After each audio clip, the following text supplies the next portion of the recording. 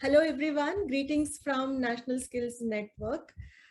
Today we are going to look at a very important topic which concerns all of us, every child, every parent, every school, and rather every citizen of India.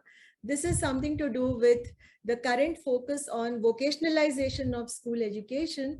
And with regard to NEP 2020, there has been a new focus. There's a lot of reimagining happening around this topic.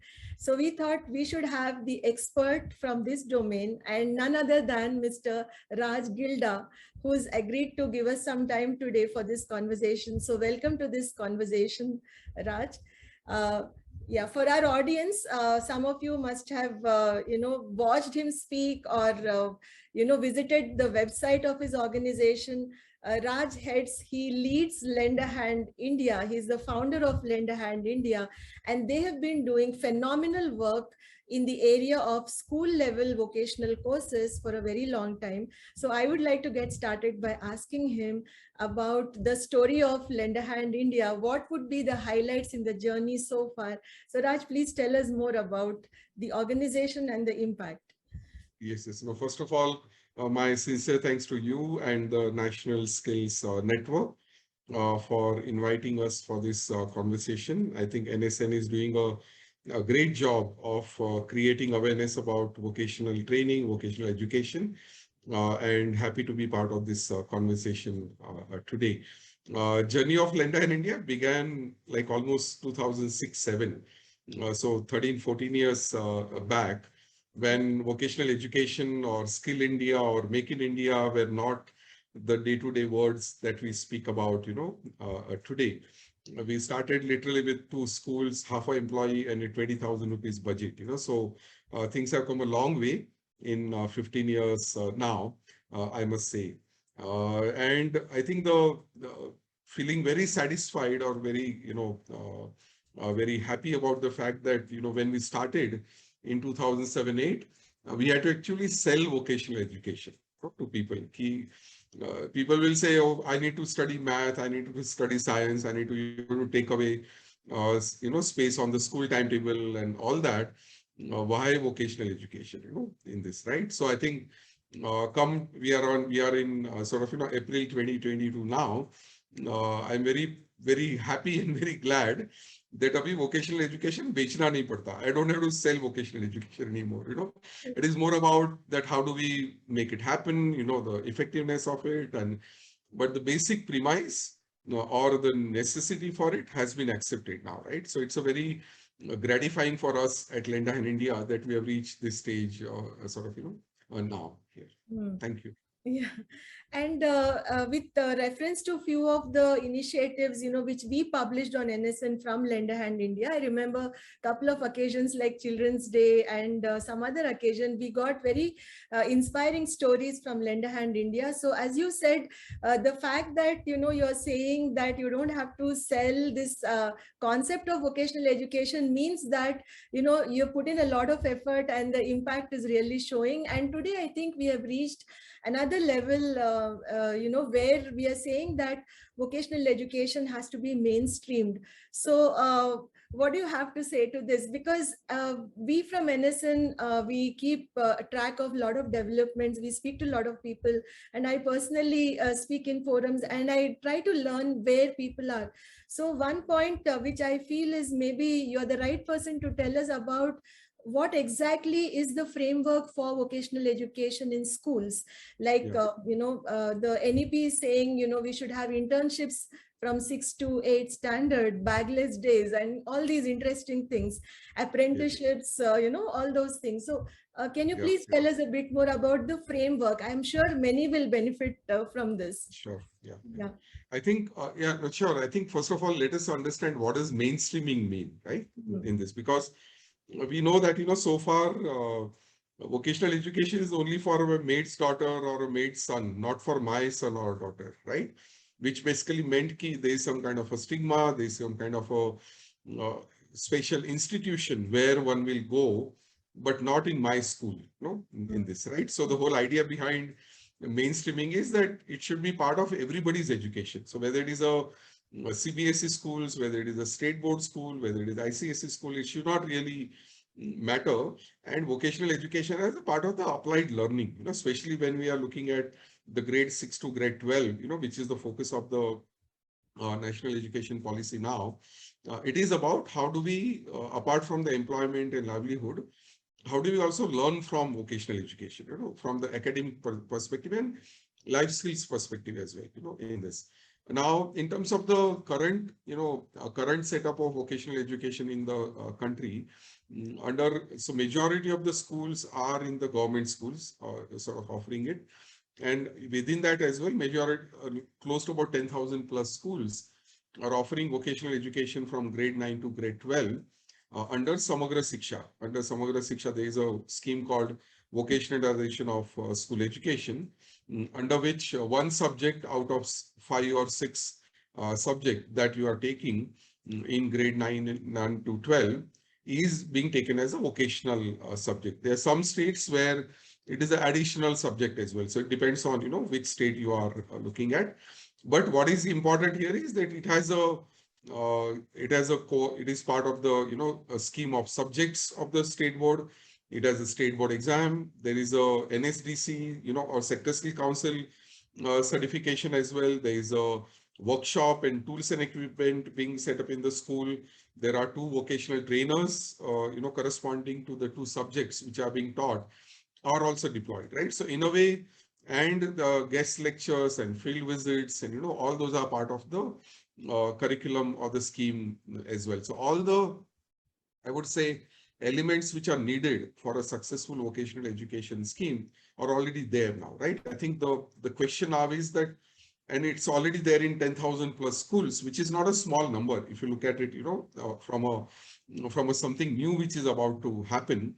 So now looking at the effectiveness of it, the industry connect, what is happening to, what is the outcome after 12th, the students who are finishing it is what we need to look at now. But I think this particular scheme of vocationalization of school education has definitely given a good foundation. I think the next task on our hand is that how do we make sure that it doesn't remain only in the government schools?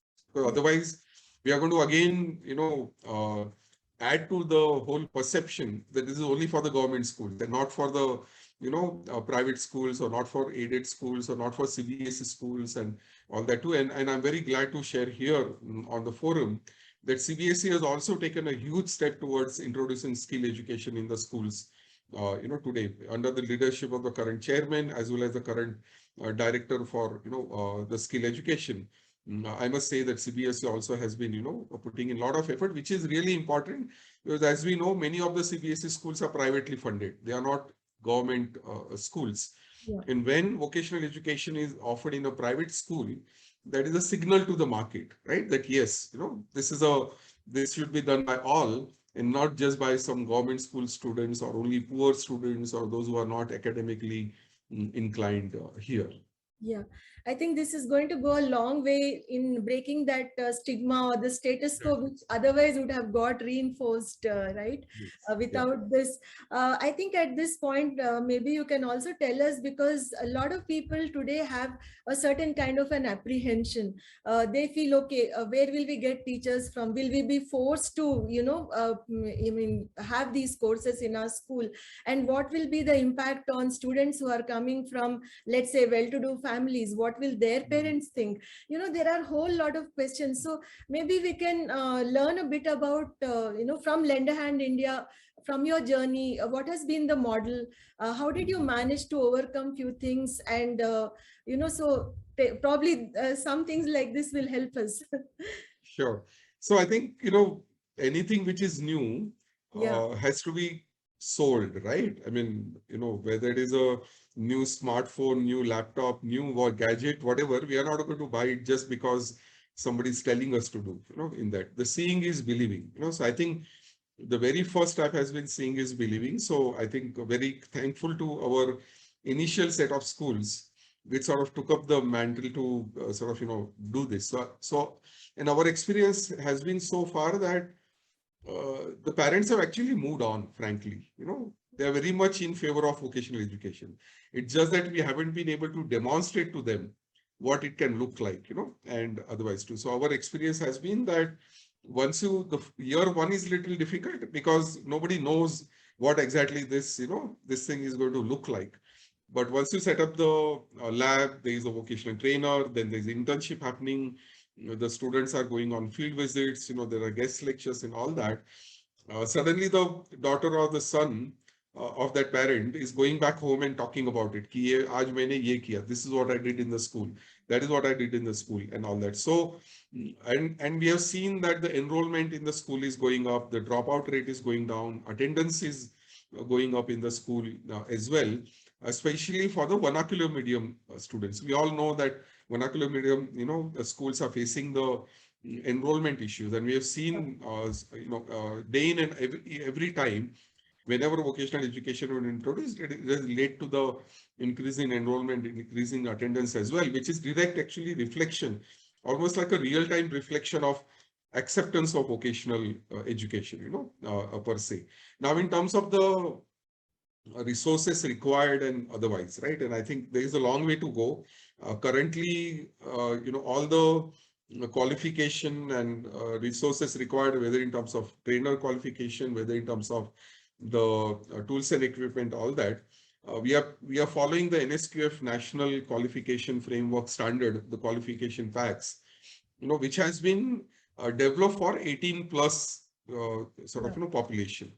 So I think there is there are discussions now that we need to develop special standards for the schools as well in that, especially for grade 9 and 10, when a grade 10 passing out student is not really looking for an employment. We are looking for, we give them a broader skill sort of exposure area and otherwise. So I have a feeling that, any such kind of customization which can be done for vocational education in the school, especially for grade 9th and 10th, will go a long way in order to universalizing it. The NEP talks about 50% of the schools or, students having access to vocational education, by 2025. So in order to do that, customizing these kind of norms and making sure that there is a greater acceptance is going to be very critical.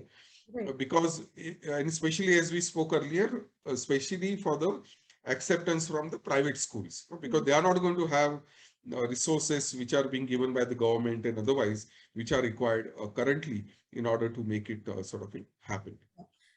Since you mentioned this, the NSQF level, QP, NOS and things, at present, is it like level 1, 2 and all are assigned to the school level? Is it like that right Yes. now? So currently in the scheme, everything which is introduced in the school, all the subjects are NSQF compliant. That is by law, and I'm very glad that, that kind of a requirement is being put in place. And normally grade 9 and 10, so it happens in two steps. There is an entry and exit on entry in grade 9, and there is an entry in grade 11 as well. And there can be exit in grade 10, and there can be exit in grade 12 as well, right? This is to take care of the fact that many of the schools in India are up to grade 10. They are, as they call it, non-composite. So what if you are going to another school after grade 10, then suddenly there is a break in vocational education. So that's why you can say they are divided into two parts. 9th and 10th is one part 1, and 11th and 12th is part 2, right, in this. And normally in grade 9 and 10, the qualification offers are NSQF level 1 or level 2. And in 11th and 12th, it is level 3 or level 4, depending on which sectors you are looking for. But it is progressive. So you will do level 1, level 2 in 9th and 10th, and you can opt for a higher qualification in the same sector in grade 11th and 12th. Okay. Okay, so besides this, the technical aspect of vocational education, I have often heard you also talking about multi-skilling, need for multi-skilling at the school level, especially in the backdrop of the fact that, when these children, let's assume that they have to join the workforce, maybe after 10th or 12th, because I think legally after 14 years, they can take up like an apprenticeship or a job. So in such a case, how do we achieve this goal of multi-skilling, which is not just the technical skill, or which could be skilling across sectors also, isn't it? Yes. How would you, what is the vision for this? Sure. So I think we have spoken about multi-skilling, especially at grade 9 and 10 level. In Mm-hmm. that, like idea being that in our education system up to grade 10 is a general education. You are studying everything, and in grade 10 you are making a choice whether you want to go for arts, commerce, science, whatever. So Yeah. the grade 10 is a very crucial point in anybody's life here. The model has been that in grade 9 and 10th, we expose our students to variety of skills. It can be gardening, it can be healthcare, it can be food processing, it can be electrical wiring, whatever it might be, without any gender bias as well. So we have girls doing carpentry, plumbing, electrical wiring, and we have boys doing stitching and food processing as well. Because at the end of the day, especially in the school, vocational education is as much about life skills as about vocational per se, right? All of us should know little bit of electrical wiring. All of us should know how to make little bit of food, right? All of us should know how to, stitch a button in our shirt, right? And I think that is another narrative about vocational education that we need to get through. That vocational, because currently I would say that the vocational education is a poor cousin of life skills, in that. Whereas, I wish I had all that, thing happening in my school when I was going through it, regardless of whether I'll become an electrician or a gardener or whoever, Right. right? So that is one part, that it gives you a foundational exposure if you undergo these, skills in the grade 9 and grade 10. Secondly, it also gives you a good ability to make an informed choice. What you like and what you don't like, and more importantly, what you don't like, in Mm. these cases. So that you are able to make a choice after 10th that, okay, I don't like healthcare, so there's no point in me, pushing for doctor, being a doctor or anything like that. Or you can say that I love gardening and I'm going to take botany as my specialization, right? So there is a lot of thing which we can look at. Now, coming to this, employment after 10th, and all that. Now, uh, see, there are a lot of schemes available for a short-term training program, like Pradhan Mantri Kaushalya Vikas Yojana, and many of them are 3 month long, 6 months long. So the people are dropping out can actually be captured by those schemes. Yeah. The our our Department of School Education should worry about the students who are going to remain in the system. Mm. Those who drop out, there are enough number of schemes by Government of India for them to give us short-term skilling in that. But I think our policy in terms of vocational education in the school should be based on that they are going to be there till grade 12, in that, and not assuming that they are going to drop out. For dropout, the entire Pradhan Mantri Kaushalya Vikas Yojana and NSDC's approved partners, and there's so many skill development initiatives which are going on to take care of, long term, short term skilling, which Yeah. can get them employment, sort of, right away. Because I think otherwise, there is a mixing of objective, here, Mm. and then it can lead to suboptimal outcome Yeah. in the process if you are sort of, looking at it. Yeah. Yeah, so besides all the details you just shared about, the vocationalization at the in the ninth and 10th and 11th and 12th, is there anything specific that you wish to mention, which I think our audience would be really finding it very helpful, mostly from the implementation aspect of this entire idea of offering vocational courses in the schools, Yeah, whether it's a private school or a government school or rural school or urban school. urban schools. No, thank you. I think very, very pertinent question. I would say that, no amount of trainers, no amount of tools and equipment in the school, no amount of fancy curriculum is going to work unless the student is exposed to the real life world, Mm. in that. So, tying up with the local industries or local businesses and internships, which are making on-the-job training and internships, which give them real life exposure, is going to be very, very critical here. Without that, it is another supply-driven initiative, in that, and not on the demand side, because the vocational education can be successful only when it is, satisfying the demand side, which is the employer here, right? That is one part I would like to mention, that whoever is thinking about vocational education, please think as much about the education which happens outside of the school as inside of the school, Yeah. because normally we think about schooling only as in the four walls, Whereas I think given the times we are in today, the entire school can be totally outside of the school as well, right? In terms of the real skills which can be done. So that is one part which we must look at in terms of the connect with the employers.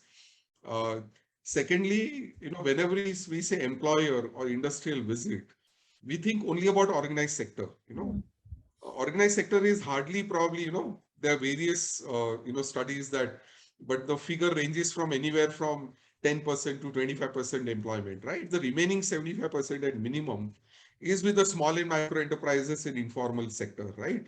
And that is everywhere, and you very rightly mentioned urban, rural, tribal, all the areas. Yeah. India is a land of entrepreneurs and small entrepreneurs, right? In this. And I think how do we how do we involve them in the skill development initiative is very, very sort of critical. And so in fact one of the pilots, and it is going to be scaled up now, of Lender Hand India, is about internship with small and micro enterprises. So we have our interns working with literally auto garage. We have interns working with some retail store.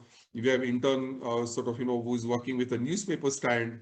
And everywhere we have seen the outcome to be phenomenal, in this and all. And especially I would love to mention here that especially for the girl students, because the organized internships will be very few and far, to come. Yeah. So naturally, many times the parents are not willing for their girl students to go, at distance and otherwise. But if it is in the same neighborhood in say 2-3 kilometer area, parents are comfortable for girl students to go for it. Secondly, we have also seen that when you do internship with a small and micro enterprise, you will do everything, right? You may sweep the floor, you will collect the cash, you will go to the bank to deposit, you will go to the wholesale market to sort of, place the order, which is the real life education, right? Because in life, nothing is single skill in the whole process. And this will really prepare you for your life, right? In that process. In our impact assessment studies have shown that almost 3 out of our 4 employees are willing to have our students back, Yeah. as a whether in a part-time or a full-time job, right? So I think so I'm very happy to hear, know about the 10 bagless days, during grade 6 to 8, which will involve the local entrepreneurs, and taking it forward. How do we have a formal internship with them in the grade 11 and 12th, which we have been, working with various state governments, is going to be sort of, quite critical here. Yeah. I think so for our audience, I think this is a live example from Lender Hand India about what we are reading from the National Education Policy 2020 about how to make the informal apprenticeships or internships happen, at a very young age. So thank you so much for sharing this example. And also, incidentally, yesterday and day before, there was this ILO apprenticeship, boot camp, which I was attending virtually. And there was a lot of discussion on this particular topic. And I'm sure they're going to refer to the model which you have successfully executed for all these years. So on this note, I wish to thank you, Raj, for joining us today. For Sure. this talk, and we would like to be in touch with you and learn Sure. more from you, and please do share the updates with us to publish on Yes. NSN. Thank you. Thank you. Thank Best you. of luck. Okay. Thank Thank you. you. Bye. Yeah.